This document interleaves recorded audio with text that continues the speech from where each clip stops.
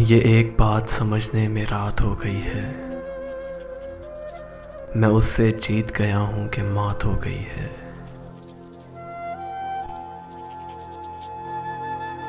मैं अब के साल परिंदों का दिन मनाऊंगा।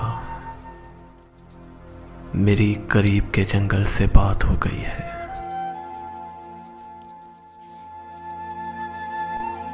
बिछड़ के तुझसे ना खुश रह सकूंगा सोचा था, तेरी जुदाई ही वजह नशात हो गई है।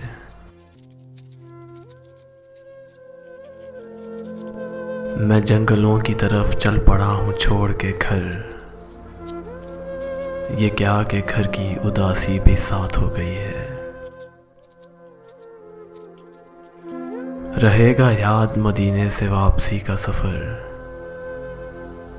मैं नज़्म लिखने लगा था कि नात हो गई है। मैं नज़्म लिखने लगा था कि नात हो गई है। ये एक बात समझने में रात हो गई है। मैं उससे जीत गया हूँ कि मात हो गई है।